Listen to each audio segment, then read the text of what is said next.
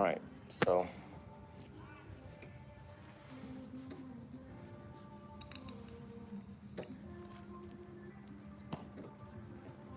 um, so I'm out here with all of my students, and today's title is Career Training, getting these young men to enter the workforce ethically, morally, on point, mindfully. And so today I've decided to hold a training session and to review everything with them about training and debrief on that training. So everyone, bear with me through this. Um, Today I'll be using a lot of business terminology on a very business type mind standpoint. Um, and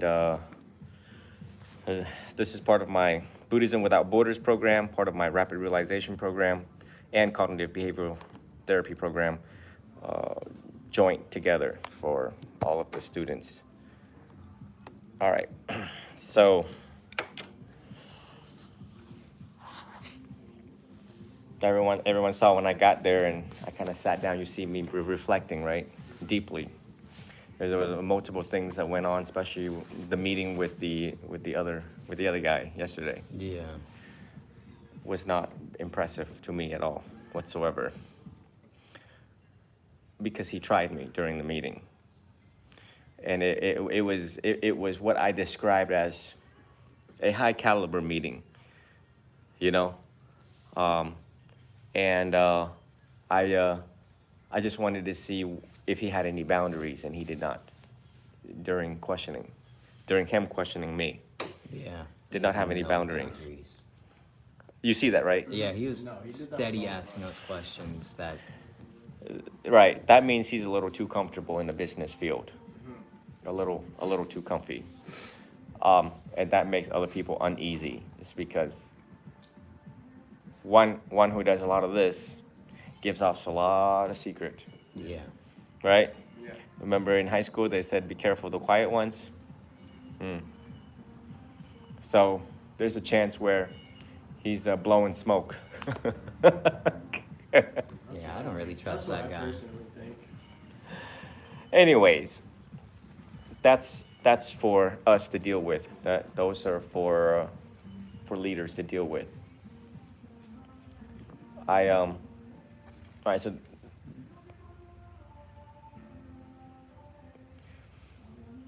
all this is an experiment for you guys. And quite frankly, I should have there was something on my iPhone notes that I should have sent to you guys about instructions, literally detailed instructions that I've already set forth.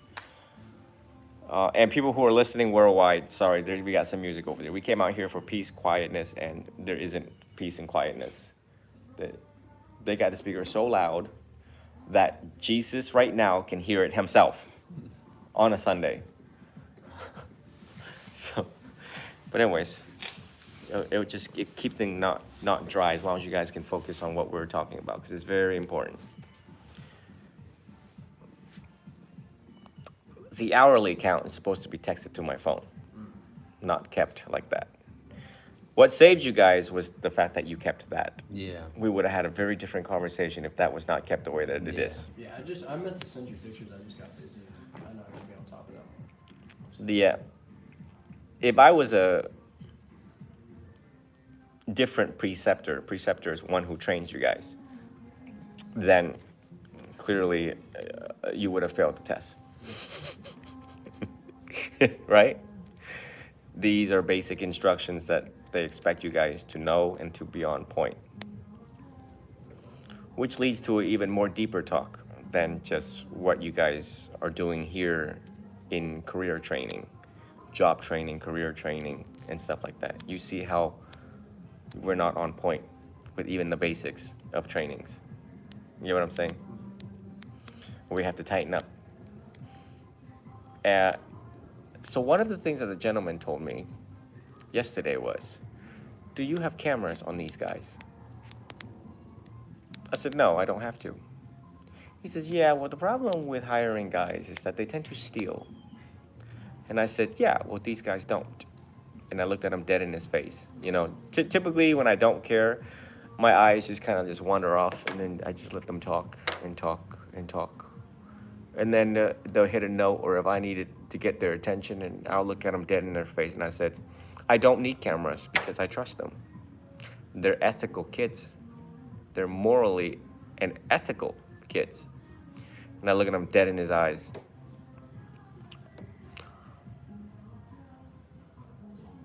I think that he missed the point when I said that. So I have declared all of you guys pre-saints without your knowledge, and now you know. What is a pre-saint? And I said this earlier this morning. A pre-saint is young men and women who who are just literally, if you wanted to become a saint, you would just push yourself a little bit more and you would become one.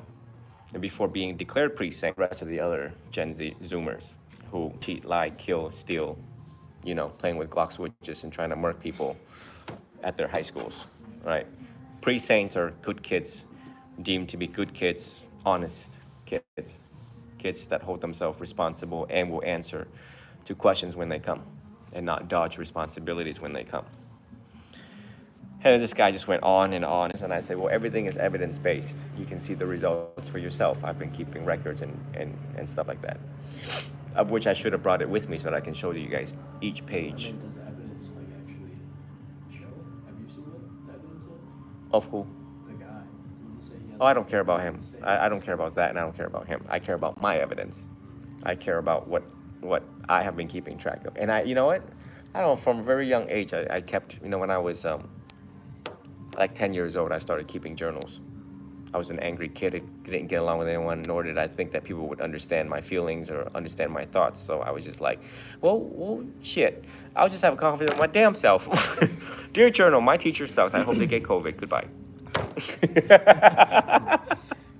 So anyways, just growing up, I was good at keeping track. The other day, I looked through my little notepad. Let me see that so I can hold it up to the cameras.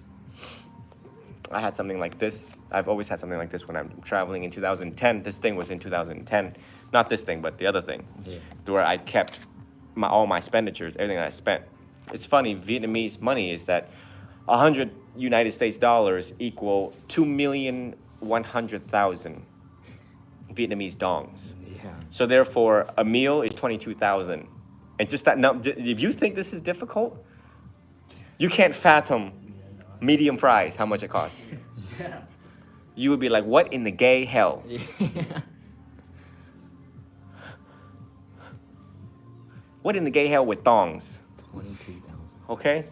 And so therefore I was just like, okay, well, obviously I'm good in math, but these numbers really throw me off, so I would keep track of everything. And then at the end of the night, I would review what I bought, how much money's in my pocket, and how much money I have left.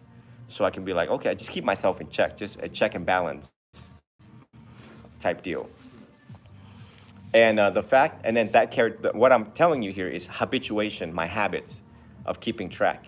And then when I had my own business, I kept track of everything. And literally when I was holding these type of operations, I would keep track of everything on an hourly basis, with former employees' handwritten notes. And then I kept records of it, so that one day, if there were going to be investors, and if they asked for evidence, and I'd be like, here you go, just drop the portfolio right there and then. Just drop the portfolio and be like, go, scan, go ahead, see if I'm lying. If I lie, sue me. Sue me for everything I got, and my shoes. Sue me and my Underwear couch. too. Yeah, sue me and my couch. You can have the couch too. And you take the dog too. Right. But then I went to college and I was trained in nonprofit organizations, meaning a lot of money comes into nonprofit, a lot of money going anywhere. And nonprofit is a 501c3, and the federal government can come down anytime and check your books. Keyword, check your books. And likewise, now I'm a monk, and when donations come in, and I said, it's all there. I've been a monk for 8 years, and there's less than $8,000 in donations. Should I remain a monk? I don't know. And then I have also consented to a warrantless search, meaning any federal law enforcement can have at it with my books, because you know holy people misuse this for money, Yeah. right? They'll be like, yeah, if you don't give me money, you're gonna go to hell, type deal. And then people are like, oh my God, here, take my last Happy Meal money. Right. But the one thing I learned about nonprofit was that when I came down, I did nonprofit at where my dad used to work, at the Asian Face Family Center in Lelman, St. Pete. And when I came down there and I said, hi, I'm Angel, I go to Edgar College, I'm here to do research on your nonprofit. And I forgot the lady, Carol, I think her name was Carol. She was a CEO. And she says, here you go. And she pretty much just slide out all of the binders. She's like, you can have at it. Very organized, on point. American way, American law. And I flipped through them and I was like, ooh, look, on point, on point, on point. Nice. I closed it and I was like, thank you. So now it serves me well. If I had my own monastery, I would know how to run things the right way, not the wrong way. What does this mean for all of you? Start keeping track of things. Learn how to count money effectively. The key word is, and you know what? People like me watch students count money and we can tell what's happening here. Because some people would hold money and they get very confused in the middle of counting. And I'm like, how do you get confused at adding? You know what I mean? The other thing is that you have to know how to break up when things are this much. You have to know how to break it up. 2, 4, 6, 8, 100 goes one side, 6, 8, 9, 10. You know what I mean? You break it up. You have to play with this so that you're an expert on it. Okay? You have to familiarize yourself with money, cash, with cash. It's a green spider. You have to familiarize yourself with cash so that it is not foreign to you. Green spider. If I gave you guys Bitcoins, you know what it is. If I tell you about NFTs, you should know what it is. You know, Ethereums and all that, you need to know. Well, this is, every day we deal with this, right? So part of your training here is to make sure that if you're not good at counting, then when we have downtime, you count, and regularly. So that when the CEO shows up at any time and asks you questions, you're like, yes, we're at $564.33 as of 12:23 p.m. Florida Eastern Standard Time. You know what I mean? And not be like, Furthermore, these two fell on the ground and I picked it up. Yes, it is a big ooh. It is a big ooh, right? Because this is inventory. Oh wait, oh yeah, those are inventory ones. Correct. That meant, this is my standpoint, is that if you all were to ever write a book, it would be called The Art of Not Giving a Shit. You get what I'm saying? That means if you went to the bathroom, you would stand up and not wipe your ass. You understand? Yeah. Yeah. Okay. And we are trained to see whether you wipe your butt or not with these things. Right? Uh-huh. So, therefore, this is how I test people. It is a method. I measure and I see results, and I come once in a while and I just glance over and I just sit around and I just watch and I just see what's happening. But you see, I'm not the only one that watches. In your life, you guys are going to meet all sorts of people who looks like they're dumb, who sounds like they're dumb, who walks like they're dumb, but they're really not. They're really not. Watches us already. They're hawking you. Everyone already does it. The dude right next to us is that guy that knows you. Yeah, well, he has no life. A lot of people have no life, right? But my point is that I teach mindfulness, and so therefore you all have to start giving a damn in everything that you do. This also affects your relationship in your life, the love that you have found, and keeping the love that you have found. Because when you don't give a damn, it starts to bleed into your personal life. One who cares always cares. One who don't give a shit never gives a shit. You understand? Yeah. So therefore, you blame yourself at the end of the day. And then when you meet someone like me and I ask you, did you ever give a shit in your life? And you're like, nah. And I'm like, yeah. Well, why do you think things are falling apart in your life right about now? Right? Uh-huh. So therefore, So, granted, I don't exempt from half the things that I say, and I have to practice the same crap that I preach.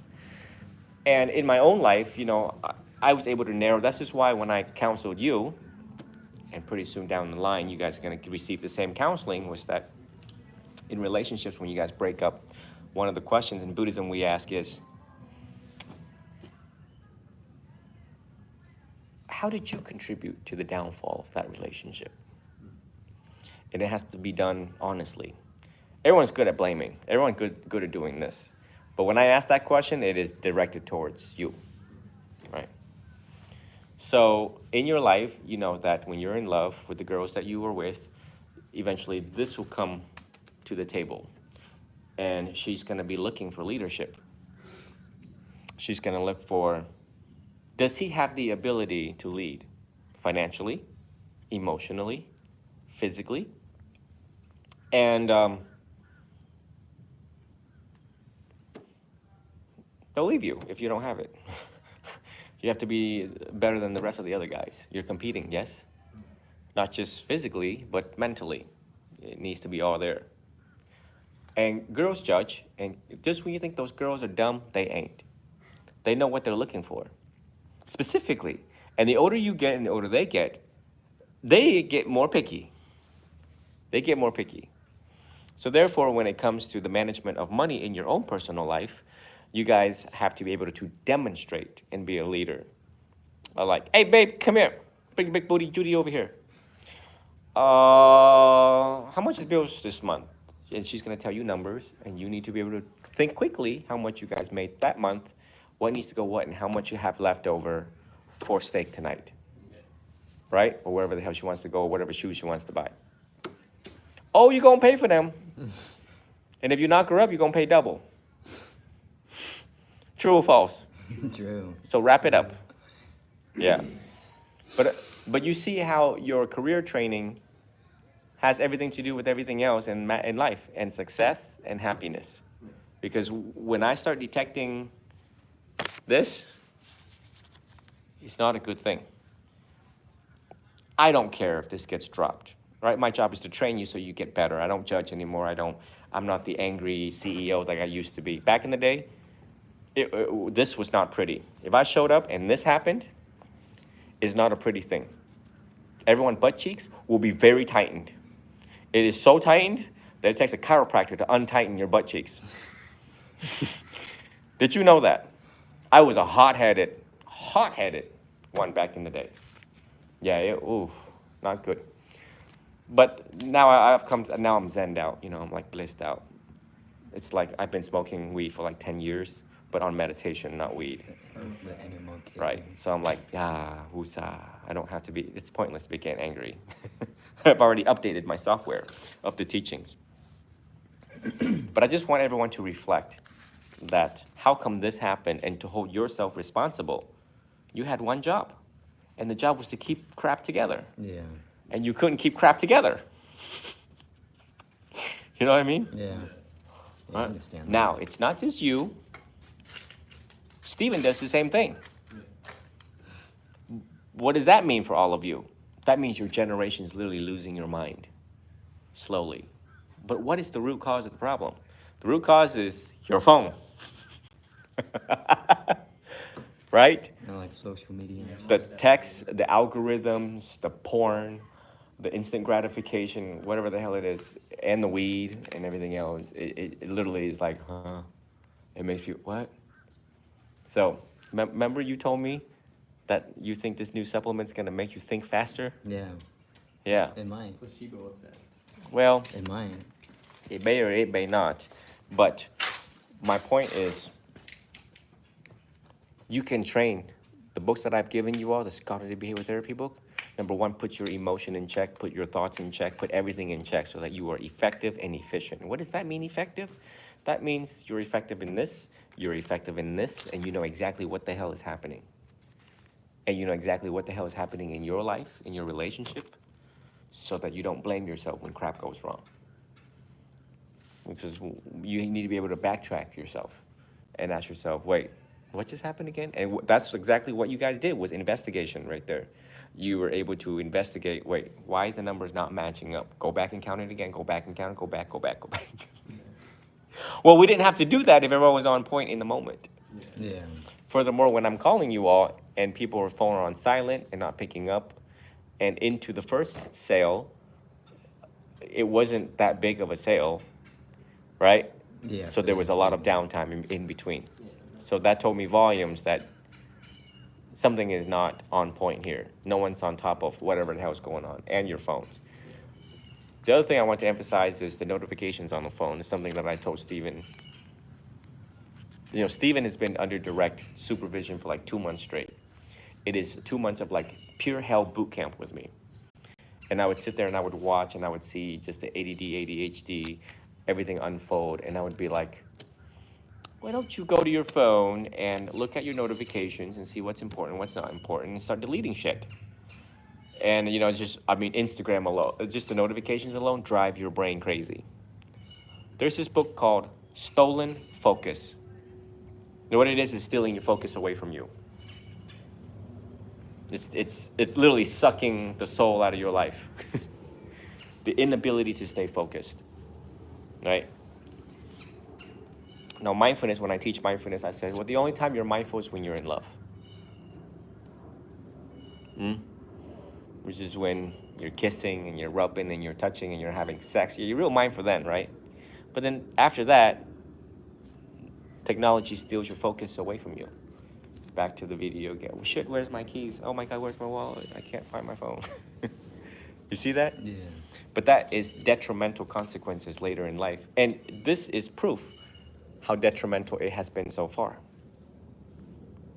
It should rise to the level of concern for you, not for me. I already know your generation. But this should be alarming for you, and you should care. Yeah, I think a better way we could probably take notes if we actually have like small notebook, and we could take inventory better. Yeah, and Instead of leaving it the would be small better. sticky notes Like, on them, we can actually write You guys are down high schoolers. what the cards are. You have plenty of paper. Yeah. You notice how no one took the initiative to do that shit? Yeah. Because if you were to write a book, it would be called The Gentle Art of the Gen Zoomers Not Giving a Shit. You know what I mean? And those who do, like me, why do I have this? And I was writing inside of it. Did you see my handwriting inside of it? Yeah. I did on the first couple pages, I saw it. There you go. You see the little ants crawling around there of words? Right. Because I have to practice what I preach. I can't just say, yeah, everyone keeps a journal and I don't do it myself. Right. So, yeah, it's funny. It's like, yeah, we should. Yeah, well, you were the one who could have done it and just changed the whole system. Yeah. I should have thought about that one. Woulda, coulda, shoulda, but Didn't. there you go. I woulda, coulda, shoulda got her flowers, but I still didn't. I'll take it. All right. So you guys see that everyone needs to be a leader here, and someone needs to take, initiative to figure out the problem and come up with solutions to the problem and impress me. Your job is to impress me, to prove me otherwise wrong. So I just represent the group of people who thinks that your generation is never going to make it in this life. And so your job is to prove me and everybody else wrong, the old people wrong, pretty much, right? It's like, look, this is who we are, this is how old we are, and this is what we can do, and this is how we are doing it. You want proof? Here you go. Here you go, Bob. Here, Tom, Dick, and Harry. Here, read it. Right? That's what's impressive. So if you ever wonder why your parents are the way that they are, it's because they're quite concerned about your generation, and they have doubts about you. And you have to prove otherwise, that no, I can take care of my damn self. Yeah. And I am the one that comes into your life and teach you how to do it step by step. Buy and do these things. That makes sense so far? Any clarification, confusions? Okay. The CBT, you all must work together as a team to get through the CBT program. Because I am cultivating young teachers, young counselors. So number one, if we have depression, anxiety, if we have any of that right now, I hope that you all resolve that quite fairly quickly because it's keeping you from being the best you. It's keeping you all from being the best boyfriend, being the best guy, being the best student, being the best the next generation there is. So that CBT book that I gave you is gold. Because some people scratch their head and they're like, well, I don't know how I get better. Well, then I come along and I'm like, listen, we know how you're going to get better. And, well, how? This damn book. This is how. Now, had I not have 1 million followers and all of the social proof, then I would be some Joe Blow trying to give you a book and call you dumb because the book says dummies, right? Yeah. But I've done 21 years of research, 21 years of study and practice. The amount of handwritten notes that I have taken in my entire life is from the floor all the way to that top ceiling right there. And if you don't believe me, go to the office because it's all still there. And I've scanned it. So I can just actually hit PDF and send it to your email. And you can see the amount of notes that I've taken. And it all leads to that one book that I gave you. So it's not a book about Bart Simpson and, a bunch of cartoons in there. It is a book that can cure you, literally cure you of anything that disturbs your emotion. And hopefully you all take that very seriously. Have a zero tolerance policy for anything that disturbs your emotion. Because if it disturbs your emotion, it will lead to more weed, it will lead to more drugs, more alcohol, more sex, and then you'll get STDs, and then you'll lose your brain, and by the time you hit 25 years old, you're gonna be like, what? You're not gonna be all there anymore. You might as well just be on Social Security disability and be the most useless human that walks around with erectile dysfunction. Right? You know? You get... We all got it. Yeah, I see that. That was disgusting. That was big. It was big. So, a lot of kids fail through my programs. The amount of graduates, 20%, the amount of that fail, 80%. And later on when they come back and they find me, I'm not gonna be here. And quite frankly, I'll just be like, go back to the YouTube because I don't have time to counsel you anymore. I don't have time to babysit you all anymore. There was a small amount of time in my life where I dedicated to helping who I can, what I can, how I can. And that's it, I gotta go and do my other stuff. Can't sit there and babysit all day. So the other thing that I wanted to emphasize on top of this is the CBT thing, because it's free. It's gold. Philosophers say, if you are not your own doctor, you are a fool. And whatever girls that's in your life, you're gonna need to be the doctor in that relationship and figure out when she's tripping. And when she's tripping, why the hell she tripping? And CBT teaches you how to spot when she's tripping. Because if you trip, she's tripping too. You ain't the only one that's tripping, right? And then if you're calm and collective, it will make her calm and collective. And that's how you all gonna solve problems together. Not, you're a bitch, you're an asshole. And then we get nowhere done. And then heartaches and breakups and all this, right? You get nowhere. So that book not only makes you the best human the world has ever seen, like it did for me. I wouldn't sit here if it wasn't for that book. And I discovered that book pretty damn late, 23 years old, after 4 loves, three or four loves in my life have already passed by. That's 4 deep regrets I had in my life at age 23. And the mother of the last one says, the day that you change is the day hell freezes over. And that's when I took that to heart. I took that dead to heart. And I said, all right, well, you know what? I'm gonna figure myself out like it is nobody's business. And I grabbed that book and I read it and I finished it and it changed my life in 2 weeks. In 2 weeks, I was an enlightened being. Ding, Buddha, in 2 weeks. Yeah? And I was like, shit, they should teach this stuff in school. Then when I went to Ecker College, I raved about it. I was like, yeah, we have the cure. Nobody listened because I was this jit in college. But I kept the recordings. As I was sitting in college, I recorded everything just like I'm doing now. And boom, a couple years later, now the world's listening. Well, because of the social crap that's going on, or else I would be another Joe Blow, blowing smoke. Yeah. So try to have a zero excuse policy for yourself. Wake up with intention, and I just want you all to just be the leader that you are. I try really hard for you guys. You know that, right? all of the programs that I have been doing is for you guys. The t-shirt programs and all that is trying to raise money so that we have the operations going and that the money goes to the most deserving individuals I come across. You have to think my time is very precious and valuable. And yet here I am sitting here talking to you guys, right? The selected few, the pre-saints. That's it. I only spend time with pre-saints. Everybody else, I don't know. If they can't prove themselves that they're good students, find another teacher. Slowly, I'm becoming a John Moon and a John Cha, which was a John Moon said back in his day. Oh, by the way, all like, was it 30 arahants? All like 30, about 30 or 40 arahants in Thailand came from one line of teacher, and that was a John Moon.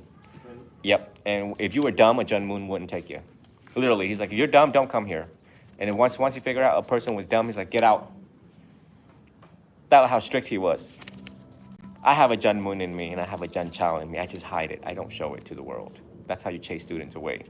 But I give everyone equal opportunity employer. And then once they show me that they don't do the work, get out. Have a nice day. Go find another teacher. Don't need it. Don't want it. Keep going. The wise knows who is going to be enlightened and who is not going to be enlightened. A John Moon had that. So slowly, I'm starting to become a John Moon appropriately for certain students.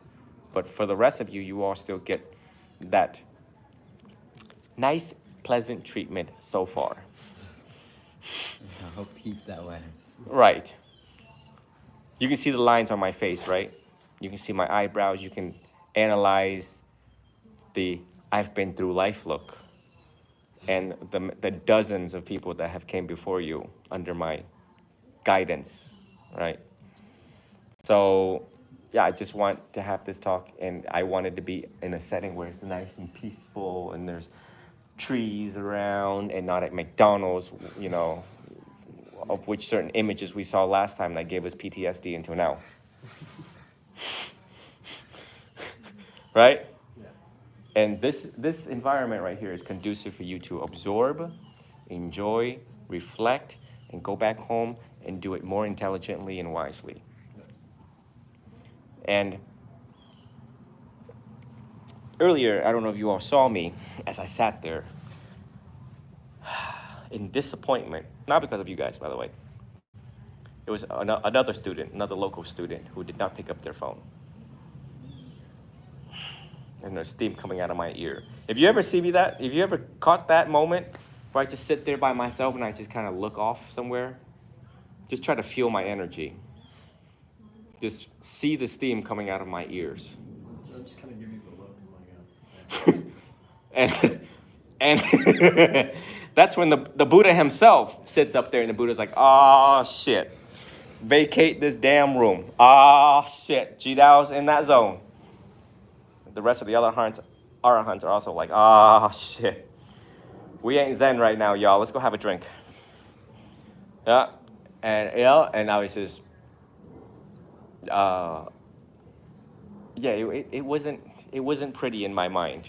My impression of certain students that I have high expectations for. So, again, there is tremendous amount of challenges, as you can see in 2 days, what it shows. I'm withholding information as I'm live. Need to know basis, y'all. But you all, I want you all to see how much I do for all of you. But it is not just about this. It is more about your training and education that you are receiving that school is not teaching you, most definitely. right? Because we don't learn anything like how to be sufficient in school. It's just how to do math, basic Right. stuff, but it's like that doesn't get you anywhere Right. by itself.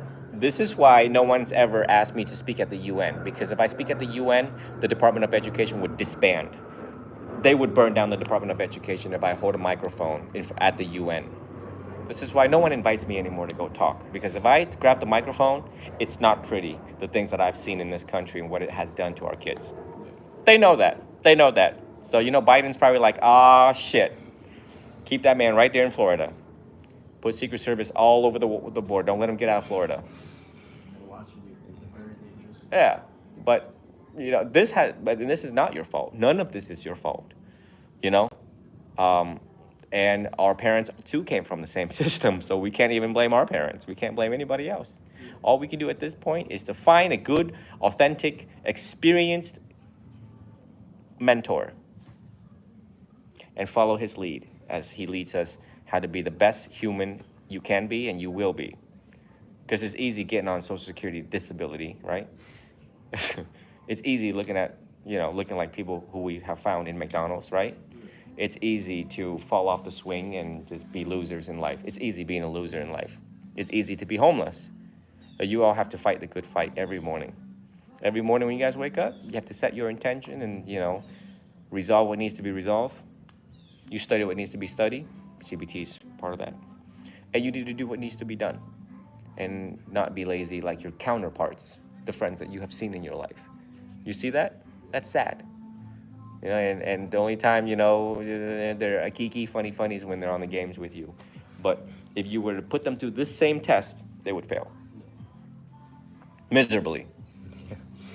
I don't know. They don't even know how to talk to people. Someone shows up and they're like, hi. They'd say hi to them and they're like, oh, who, me? Right? Acknowledged me? I'm surprised when they help me sometimes now. I'm just like, what? So this is, so you're training to engage with the public. You're engaged in communication skills. Yeah. You're engaged in all of these things. Recently, I attended an occasion where I found out certain people were divorced. Matter of fact, this whole week I found out like 3 people were divorced that was in my circle.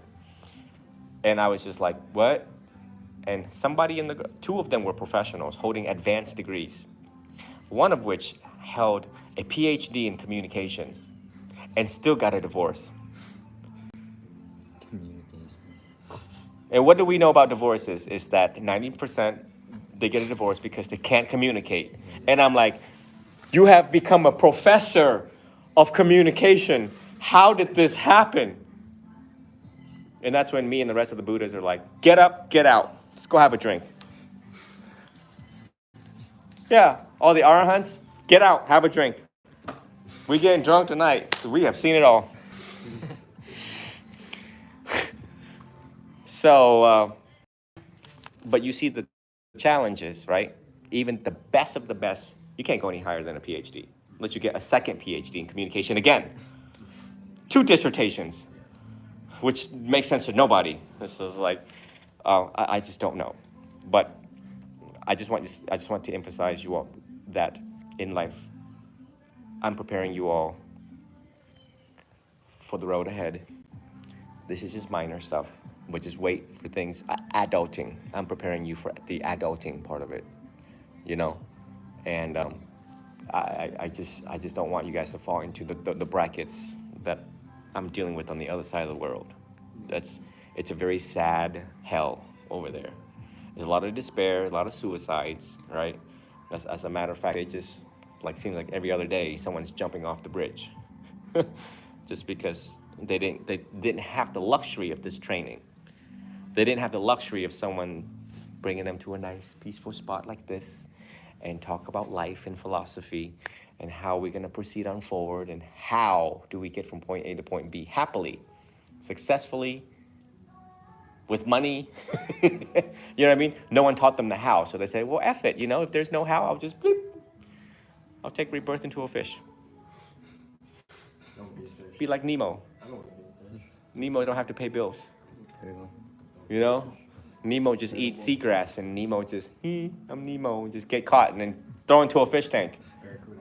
Right, don't have to pay bills again. Someone feeds for free. So I just want you guys to just really do a lot of thinking and soul searching. So far, according to your age and according to the information that I've given you so far, you guys are good. So let's talk about what you guys have done right. You guys are engaging. You guys stand. You guys don't sit. You guys know priorities, right? When humans come, you guys are engaging fully. You guys take rejections quite well. So in life, if females reject you, be like, well, I guess you just like the rest of them. Bye, Felicia. I didn't want your booty anyways. Exactly. Sue.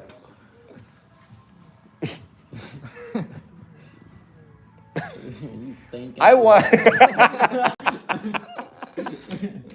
I wanted to say more things, but I'm in the position of an international teacher. Yeah. So, I don't want to say more because then they're like, well, we're gonna yank your teaching license. You should not teach anymore. Um, so that is tremendous because you see kids who are already depressed and they're in the position of a salesman and you're being shot down by people and people are just mean and nasty just buying through their own looks. You can tell that they judge the hell out of you just buying through their own looks and energy. That compounds the students' depression even more. But see, we live in a country where people don't give a crap. They just care about themselves. So they're not even aware of what they project. But you guys took that very well. You took those hard hits pretty well. I call it hard hits. It's because I used to be in that position. So, and you know, you guys, battery. I think it's a battery. Where's battery? Right here. What? Don't you have one? What happened? Vape? We need money for vape. That's just dead. He needs money for mine. I mean, I do not like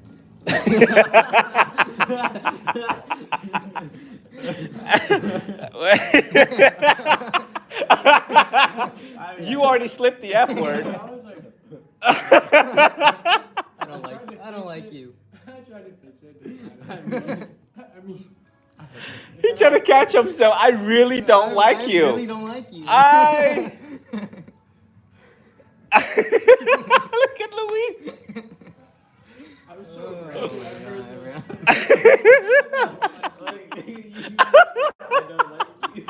That was so elementary.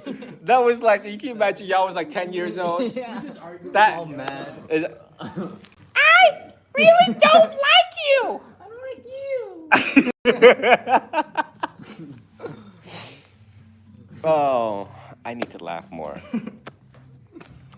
Oh, it's no wonder why I choose the Gen Zs because they keep me laughing. They keep me young. They're like, Venerable, what's your skincare routine? I have none. My skincare routine is catering to Gen Zoomers that say F words like that. That makes me laugh. As I laugh, my cells change. I look younger. You get it now? So, where was I? Okay. So stay on top of CBT. It'll make you become a better salesman. It will make you a better student. It will help you be more organized. All right. Everyone's doing great. We probably need to look at how you all are paid because the economy is still iffy. We're definitely not. Did you guys gather statistics? How many pass by the table and they're not spending? It's probably 60%, I would say. Maybe 40, Yeah, 40, right 60, depending on the hour. Mm. The hour definitely changes. We get rushes around 1:30 to 1. Just normal rushes, then it dies down. So what I taught you all was the best available science we know about sales tactics, which is be nice, be friendly, be energetic, smile, cater to them. Hi, how are you? And what you guys have is the youthful fountain of energy that these folks come by, you know? So I did an experiment with Austin and Steven. We came into a very rich diamond place. I went undercover and I went to the diamond section. Notice I used to sell diamonds, okay, at Hanus Jewelers for 3 years. I was taught by Ben Emilio, fine jewelry. So I sat down, I said, can I take a look at that diamond? It was the size of your eyeball. And the size of your eyeball. I said, oh, really nice. And that's when all the salesmen were like, oh crap, we have a $160,000 sale right now. So they have like earpieces in their ears and they started calling over the best salesman in there. And it was very disappointing because I was like, they're not listening, not listening to what I want and suggested something else. And I got up and I left. I bet you somebody cried that day. Now, when I go undercover, I look like a very exquisite, elegant Asian man. You get very. And Austin is a very good-looking white man. So therefore, they look at Austin and look at me and they're like, oh shit, these are very serious businessmen. We should So their butt cheeks are already tightened. From the Then we have Steven, who is like my bodyguard, Yeah. you know, because he don't smile. And he's wandering around, so they can't, all these people, they were just like, they don't know what's happening. Yeah. So it was perfect for the experiment. But at the end of the day, I debriefed Steven, because I was training Steven at the time, and I said, Steven, you see, because they didn't listen, they lost $160,000. How do they not know that I was going to write them a check? And if they would have sold you, they would have wrote a check. They were good at their job. Right. They were not trained right. We'll just put it as that. So you guys got it going on, but you see, even with the best science, even being trained by one of the best, you see that there is only 40% of spending behavior. You see that? Yeah, there's more than So it represents what's happening in our economy. Therefore, that's why I opened up the t-shirt programs, so that there's revenue generating over there. Daria is also generating revenue on her end. So there has to be multiple sources coming in order to sustain the life of the precincts right now. All right? So after I turn these things off, I will discuss with you all this division, and how we need to proceed on forward. There's a lot on my mind in regards to the other locations that we need to experiment with. But so far, I think I can render a good, true, and accurate conclusion about the Osmar location. Right. So therefore, we need to do whose was it? Yours? Yeah, well, Palmetto. Palmetto, and then I wanted to take you guys down to Miami, and that is when you guys have a lot of fun. But at the same time, we're going to conduct research down there onto the Miami location. So we knock out a bunch of birds in one stone in Miami. And quite frankly, that this is how we measure the heartbeat of the economy, is having to be in different locations and trying to figure out what's going on here with people spending behavior. And again, get ready for a recession coming in. Yeah. Now, our plan B with the recession is that once you guys finish the CBT program and I teach you basic principles of Buddhism, then I'm starting to certify teachers now. I am teachers of teachers, you know. And so we already seen what COVID did to people with depression and anxiety. And so there's a shortage of good spiritual teachers. And I would rather make my young pre-saints the next batch of counselors to come. Then I certify you guys, certificates of the School of Jidao, and then you already know basic principles of CBT. You can cater to the high schoolers, right? Yeah. Right. And of course, the next program is probably going to cost them money because they have to commit to it. And that's one way we measure commitment, is that you pay for classes. It ain't free no more. I've already done enough research to know that. And what is appropriate is that, well, in psychotherapy school, they say, well, even if you wanted to do pro bono work, you should not. You should charge at least $1 so that people show commitment towards wanting to get help. So you all three of you guys, this is rewarding for you as you're trying to ask yourself, well, I don't know what to do in life that is rewarding and meaningful. Well, I'm teaching you what is rewarding and meaningful. And one of them is helping people. One of them is finishing CBT and using the same principles that you know and practice in helping your generation, the high schoolers that's going to be reaching out to you. Because as soon as I say Eric is a young teacher, Luis is a young teacher, and Gabe is a young teacher, they're all going to reach out to you. As soon as I publish your face and your phone number on my TikTok, phone calls are coming in. And that's when you're going to train to hear and stuff like that. And they're going to be paying. Job security for y'all, That is. right? People always want to talk. It's a Right. good thing. They want to be heard, they want to be seen, and they want to be respected. And the School of Jidao, the School of Buddhist Counseling, has to be different because you see, real therapists, LMHC, LCSW, psychotherapists have failed. They failed me. I've had 8, and I liked one of them out of 8. That means 7 have failed. because they didn't know I went to the same school that they did, and I'm sitting there as a patient. And one of them had a book called Clinical Empathy, so he was faking empathy as my grandmother was dead. And I'm just like, you are so fake, but I didn't tell him that. And I was just like, are you kidding me? Is that your face for real? And of course, the people that I cater to, they also come to me, and I said, have you ever been to therapy? And they're like, yeah, my therapist sucks. And they're expensive, and I feel like I'm paying someone they just listen. They don't do anything. And I once went to a doctor of psychology, a PsyD, and as I was complaining about my grief, pain, and mourning, he just prints out a piece of paper about depression. He's like, here you go, you can read that. Wow, I feel great now. Where's the Skyway Bridge again? Before they put the net up? Here, I'll give you some depression to cure you. He did. You know what he did the whole time? You know what he did? As I was bitching, moaning, and crying, he did this. He was typing. And then every complaint I had, he just print, and then he's like, here you go.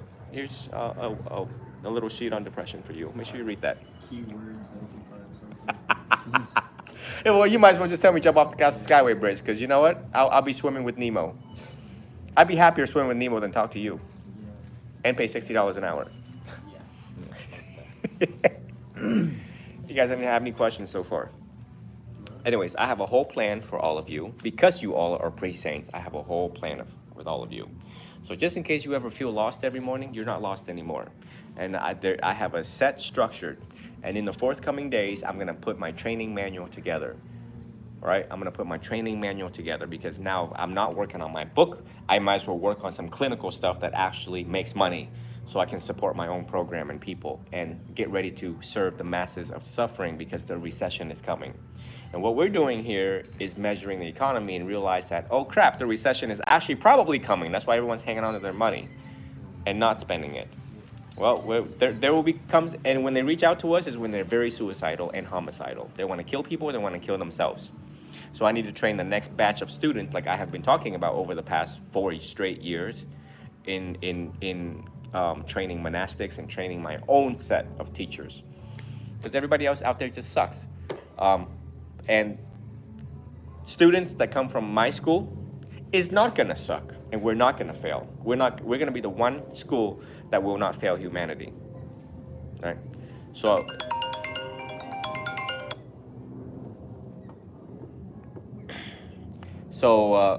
stay on top of the CBT because that is your next career. Job on the side, sideline, side hustle. Okay, and then slowly your training will start, and whatever skills that you learn in the CBT and the way how I teach you to counsel people, because you all are young men and you will look for love and you will improve the quality.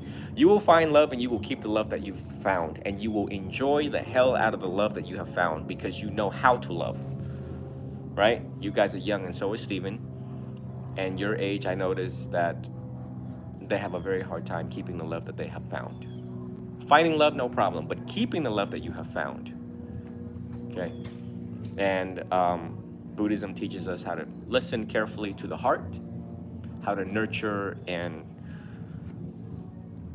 maintain, just like watering a plant. And once you learn the secrets to that, you have a fulfilling life. A happy, fulfilling life. Happy wife, happy life. So, and then you teach your generation to do the same thing, right? All right. So I'm gonna end this live recording, live training for my young students, and more to come down the road. Obviously, everyone see that I keep it very real, straight to the point, to these 20-year-olds, high schoolers, 17. Youngest here is 17, and the oldest one is 18. Steven's 20. Too many of y'all. So until the very next time.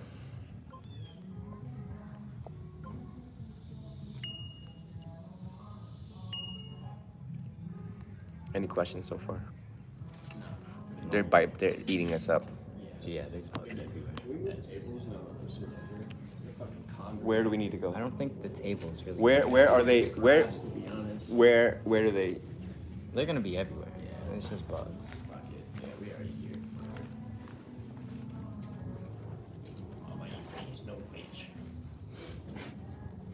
So how much do we have here in total?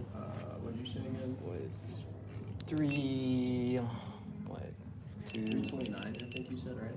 yeah, because it's what, Yeah, and then we had that. 285 plus 39. Yeah. Yeah, and we already took that money out for rent, right? Yeah, because we had to pay for rent. Yeah. You already deducted stuff that you have spent. Yeah. Yeah, we had to pay for rent this morning. Yeah, so we just used the money from yesterday. We just Yeah, so 324. yeah. Someone says something them. Ooh, bit me. Oh, you bite the Buddha, you're going to hell. We're already in the asshole.